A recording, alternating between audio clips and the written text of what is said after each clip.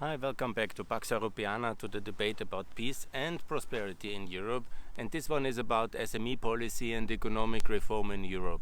I want, I talk a lot about peace and also about Eastern Europe, but I want also to share some of the key historic facts of European economic reforms and also why we are in the mess we are today, what needs to be done, and where it all started. Yeah. Obviously, the 90s were a time of extreme hope, but also of extreme chaos in European policy and also of very good leadership. But economics was playing, a secondary kind of consideration because there was the big thing about German reunification, about Maastricht Treaty, introducing the euro, and also then enlargement. These were big economic factors, obviously, but they were also not so much about economic reform. They were really political issues, and they were, of course, very important. And then there was this unification drive of the 90s, and things were going quite good in the 90s. It was a bit chaotic, but there was the good leadership, there was unity and the optimism, and it was really going good. But the detailed economic reform in Western Europe was, of course, not on the agenda so much. There was this big item issues of the euro, of enlargement, of German unification.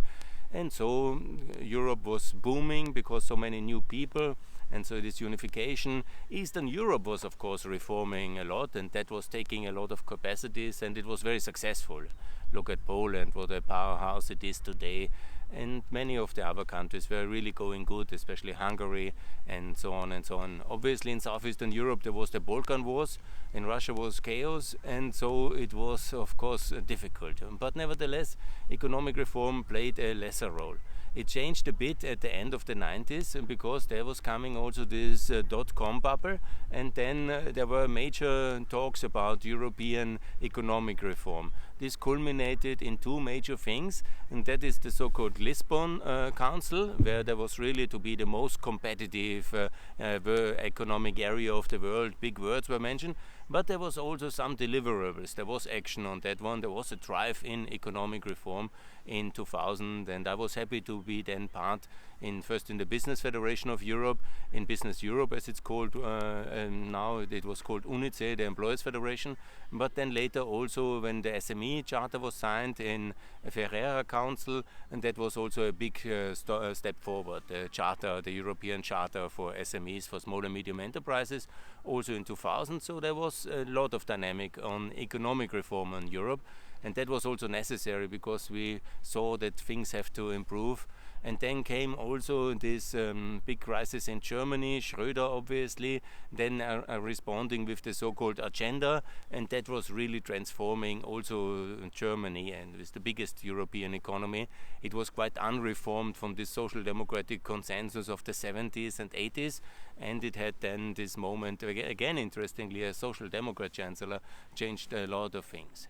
But major items were not addressed, and that is the tax situation in Germany and in France and in many of the Western European countries.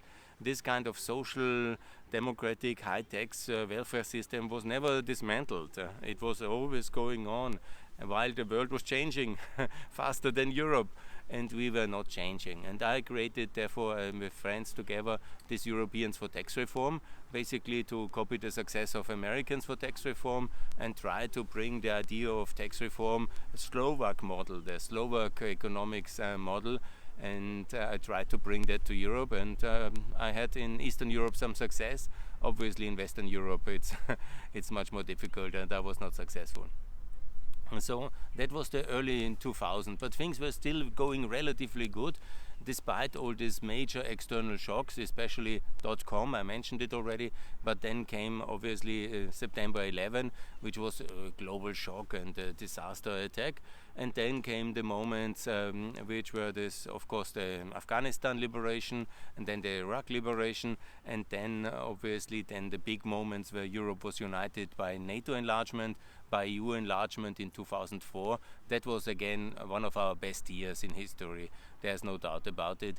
And also this was obviously also a major economic reform by enlarging the internal market towards so many new countries, and then later 2007 as well, Romania, Bulgaria, also NATO enlargement before. That was really fantastic years, and I was very happy that I could be part of it. And if you call one decade after the chaotic transition, this was the European decade. It was there. This was 2004, this was 2007, amazing years. Obviously, what came in 2008 was then the decline and the shock of the great financial crisis. And from that moment, we more or less, if you see it retrospectively, we were in a constant crisis and shock.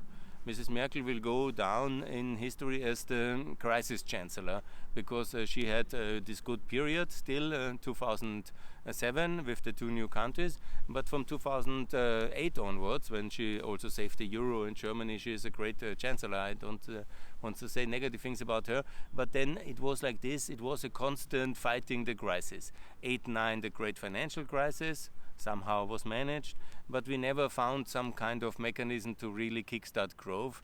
America grew much faster, much bigger, much better out of this crisis, and Europe was slow in reacting, slow in stabilizing, slow in counter-cyclical action, and slow in structural reforms. And that was basically going on constantly. Then we had to fight this Greek financial crisis, which was a big crisis for Greece, but by the bad management of it, it also turned in a very negative thing for the European Union. Because macroeconomically, if you see Europe as a unit, then it was not a big shock. But of course for Greece alone it was too much. And again, we were not so united enough to really respond significantly. And then we maneuvered through this crisis. And then came, of course, Putin back in power in 2012 and started with his rapid-fire anti-European measures. And that has led also to massive distortions, escalating obviously in the 2014 crisis in Ukraine, and we were in the complete mess. Then came the Syrian civil war parallel from 2011, but escalating in the great migration crisis of 2015. And yes, there was then the shock. We hardly recovered, came the Brexit shock. And then after that one we had another good phase for 2.5 years with this Juncker plan and with also some reorientation of our trade policy. That was all going decently well, yeah. But compared to what was necessary, obviously, it was I think Juncker in the second part he did a good job. He did these agreements with Japan. Prepared Mercosur. He did also the Singapore agreement. There was major progress on trade agreements. But there was no consensus anymore for enlargement, and so we have an enlargement freeze of most of our European institutions since 2014. We have no significant enlargement, first Croatia 2013, then the Eurozone of Lithuania and the Baltics in 2013 and 14. Yeah, and basically that's it. Yes. So in all big issues, currency, EU unification, NATO enlargement, in all these big item issues, but also in the smaller issues about liberalization of the energy market, the transport market, the telecom market, some minor progress, but nothing big, nothing of substance. And the most important question of all, obviously, the level of taxation in Western Europe, the level of taxation in Germany, in France, in the United Kingdom, the level of taxation in Belgium. Belgium actually did some tax reform. That has to be applauded. They were, interestingly enough, the first one, at least to go to 25. France has done a little bit of a tax reform with Macron, but still at 30%. You cannot talk. It's Western European countries should be at the level of the United States with 21, or best to have 20%. And that would be the corporation tax level that would keep Europe competitive again and make it competitive. Because the big thing which obviously happened with 1990 was that before 1990, in the Cold War, there was only 1 billion people participating in the global economy. The rest were enslaved by communism. They were outside. They were boxed in some kind of artificial freeze. And now, since the opening of China and the opening of Eastern Europe, and then with 2000 also the opening of Mexico, of Africa, and most of the countries coming to the market economy, joining the WTO, and then with 2010 also the Arab socialism blown away in a big sweeping opening and the Arab Spring.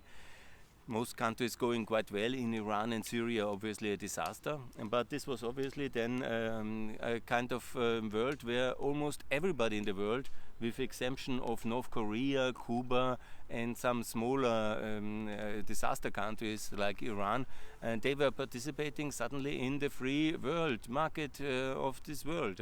So instead of 1 billion, it was 7.5 billion people suddenly competing, contributing, innovating, getting ideas, and researching, contributing. So this enormous boom of GDP happened, which is unprecedented in global history. Since the victory of the Cold War, we have moved from 20 to 80 trillion, or from 21 or 22 to 86 trillion GDP output in 30 years. It's and also of course then also accelerated by this technology, multiplication, revolution you can call it, of the internet and of the information technology, that I can make now this video and upload it at home is an amazing technology achievement. For example, on my cheap iPhone with my stative and with this, it's unbelievable. I don't say I can do things like in a television studio, but I can be understood, I can broadcast it globally. If somebody wants to listen, is another issue. But this is an enormous achievement. I'm so happy about it.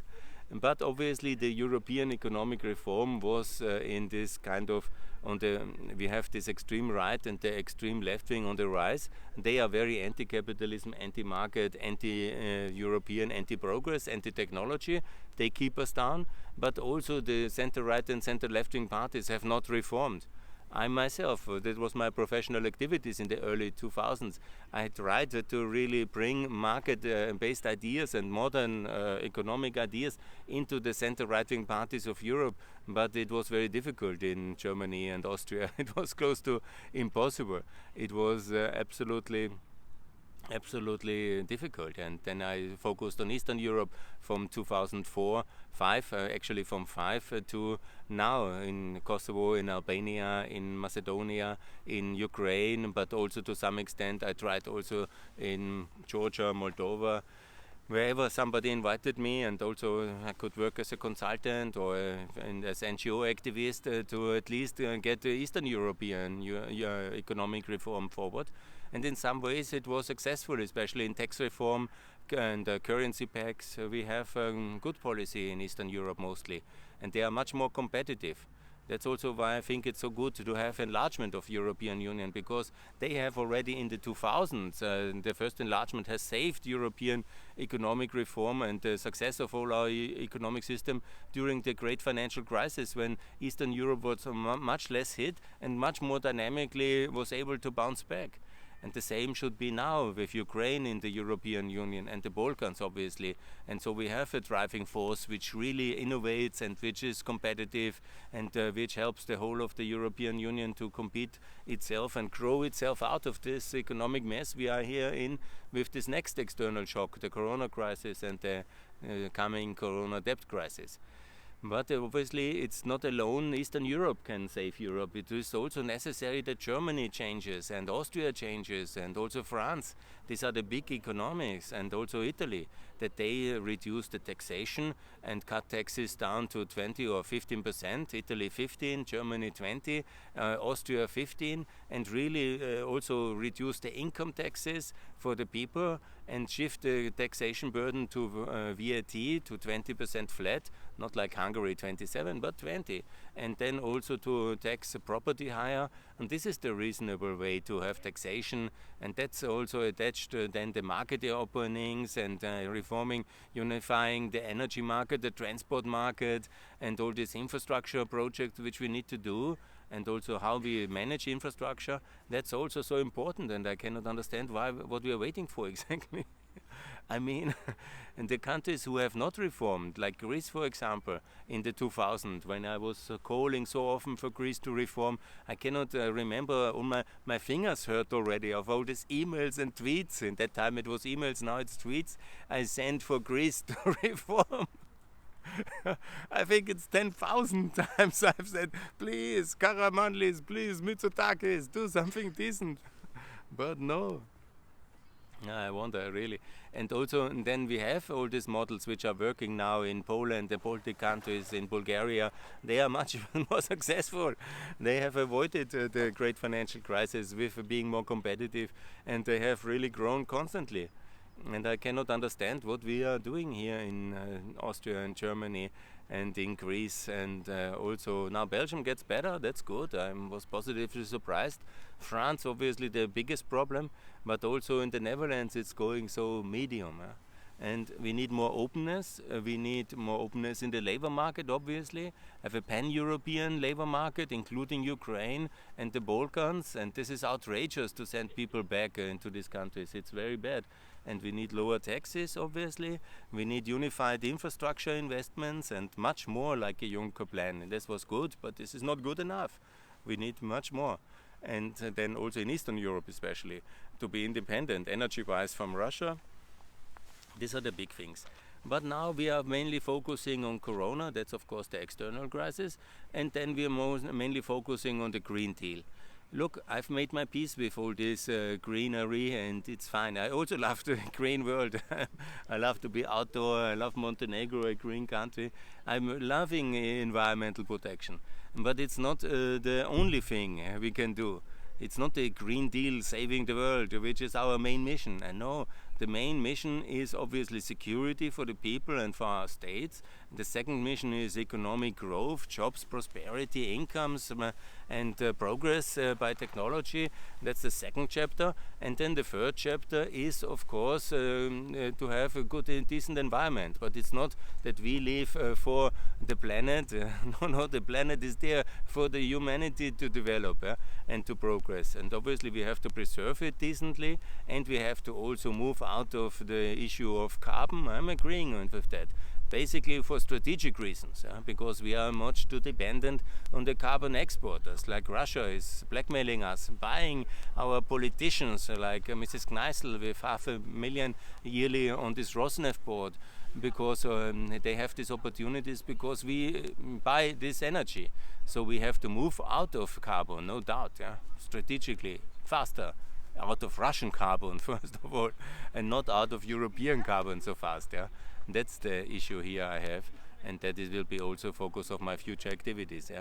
So I call for halving the Russian energy import in Europe by 2024, for the end of carbon mobility in Europe for new cars in 2030, and also for new public transport by 2024. And then we should, in 2040, all mobility should be transitioned obligatory, with some exemptions for specific sectors like agriculture, maybe. I don't know. You should not always be reasonable when you forbid something.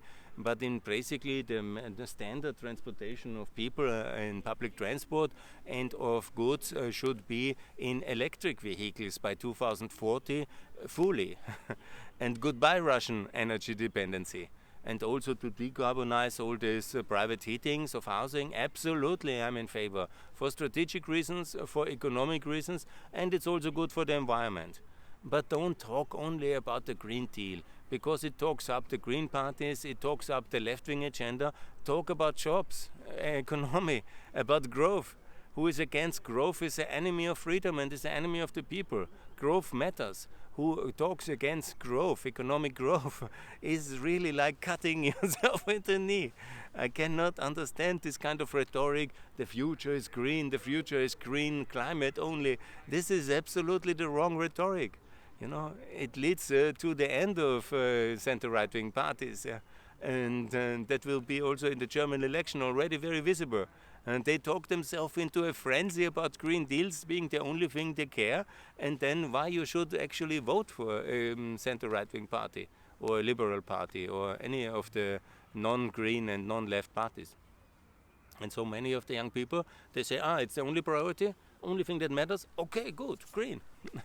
And then obviously the Green have a lot of left-wing agenda as well in economic package of redistribution, and we will never solve the main crucial issue which we have in Europe, and that's high taxation.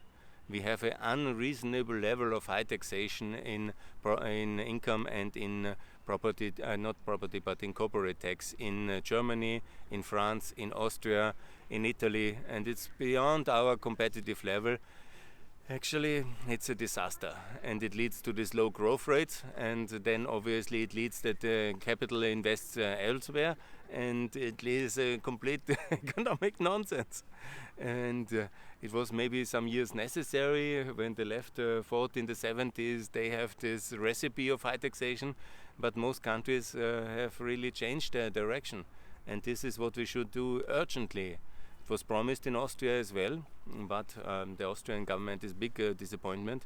And in Germany there was at least some tax reform with the end of this solidarity tax. At least 90% of it was ended. But in France as well, some reforms. But when you look back in the last 20 years, really economic reform was done very modestly.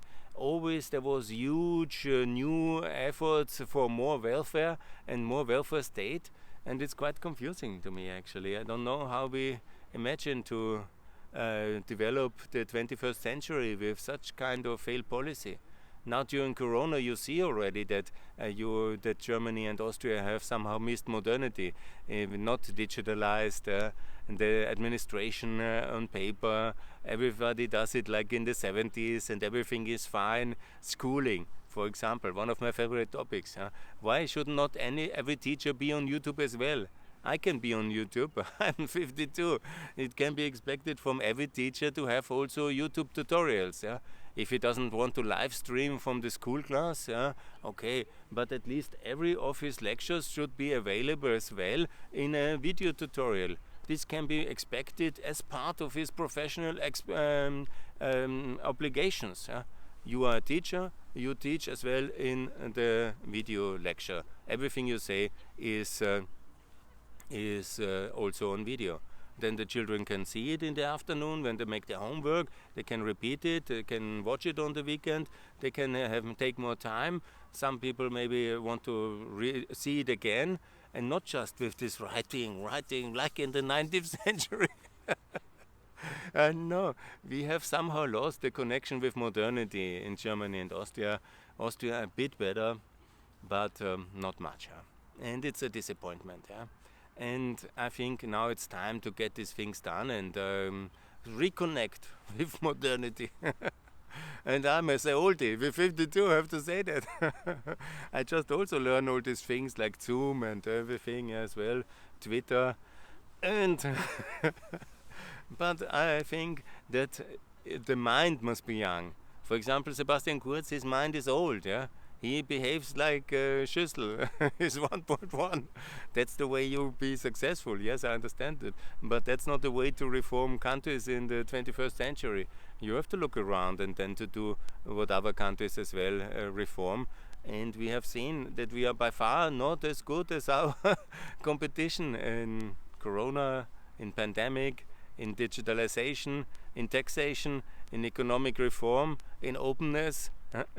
On the way we are really in retreat and decline, and I regret to say that, but it seems to be really true what many people always tell me. Western Europe is in decline, but to some extent, if we keep these mini growth rates and this low level of economic reform, this protectionism everywhere, this fight against Mercosur free trade agreement as a priority, the victory against Brazil, we beat them because our farmers are now secure, as if we will not save the Austrian economy by going back to the farmhouse.